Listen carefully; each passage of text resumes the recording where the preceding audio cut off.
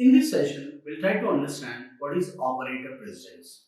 In the previous session, we tried to understand that arithmetic operators are used to perform arithmetic operations on the data.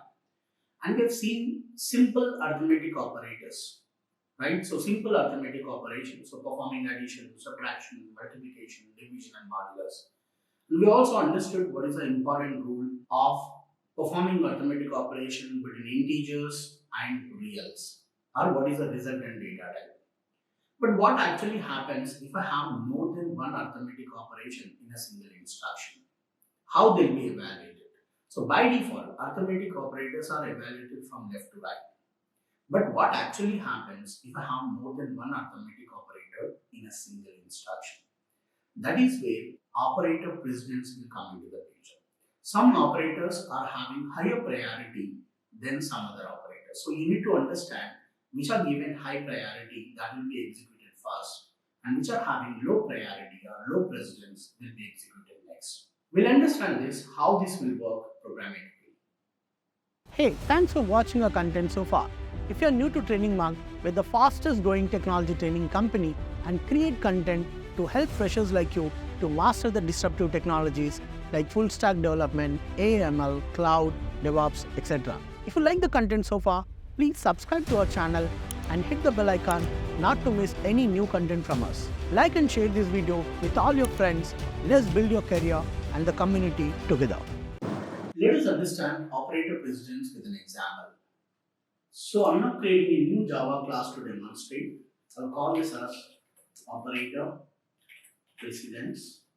Select the class and use main method. Okay. So now let us say that we have operator precedence. So now what is operator precedence? Just now having higher priority for certain kind of operators than other operators. So which are having higher precedence.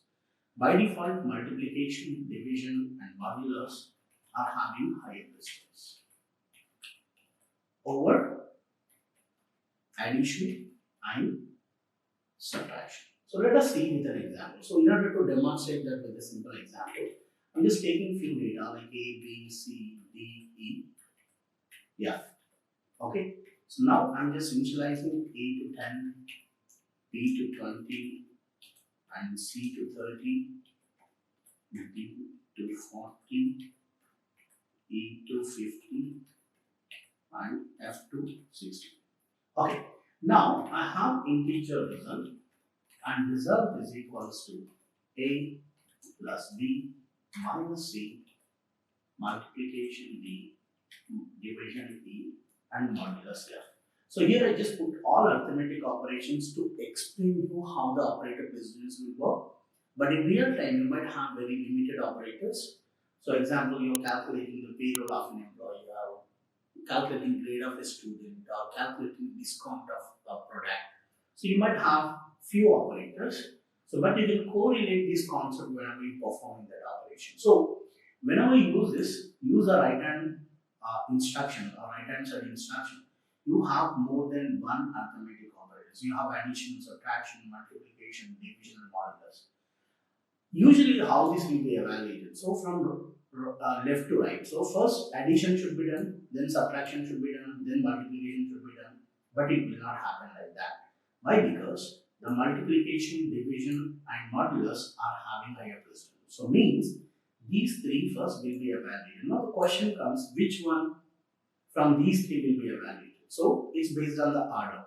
So it's not like that multiplication only always will be executed first. Suppose if division is there first, so then the first division will be executed. Like that, if any one of these three are having the instruction, so then whatever comes first, that will be executed. So here in this case, we have multiplication.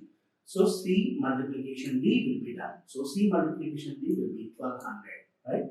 So 30 into 40, the resultant is 1200. Now the 1200 division with E. So what is the value of this? 50. So 1200 divided by 50. So how much it is going to be? 1200 divided by 50. It's going to be 24. Okay. So it is not fraction. right? So it's not 24.5 whatever. So 24. So since it is an integer operation, so 24 will be 24 only, right? So now the 24, this entire operation is now 24. 24 remainder with 16. 24 remainder 60 is what? So the resultant is 0 and then the remainder is going to be 24. So the entire operation will be 24. So then a plus b minus 24. Now based on addition and subtraction, higher precedence is for addition. So a plus b first will be done. So which is 30. 30 minus 24. So the resultant that what we need to get is 6. So now let us try to print the value to see what is that we'll get. So let me run this. So now to see the output, now we got 6. So this is how the evaluation will be executed with the operator precedence. So you have to remember what is the precedence of the operators, which is having higher precedence. And you can change the operator precedence also. Example, suppose now the same instruction, now I'm copy pasting it here. So I'll just take it from here, Control C, and then I'm doing it Control V. So now let us say this is what is my result, which is already there. The value is already there. So now what I do here, so suppose I want to do the precedence change. So what do you mean by operator precedence changes? So if you want to change the higher precedence, whatever the operation that you want to perform first, you have to put within the parenthesis. So any operation that what you're doing within the parenthesis will have higher precedence.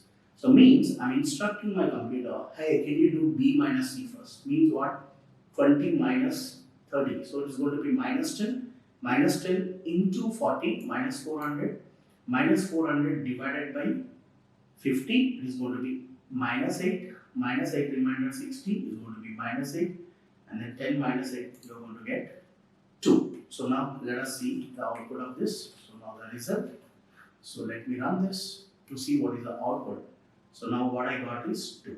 So now this is how the operator precedence can be changed using parentheses, and you should be very careful of what are the operators which are involved in the operation, and at the same time how the operator precedence work, and data type is also very important. So if you are doing arithmetic operation between two ints, then it is going to be int by default, or integers and real, it is going to be real. So like that, you should be so careful, because here we have taken all integers, so we don't have any problem in this because there is no type conversion required or whatever. But whenever you have or whenever you practice with different kinds of data types, you should be so cautious to see what is the expected output and then whether the data type conversion is required or not required. This is how the operator precedence works in Java.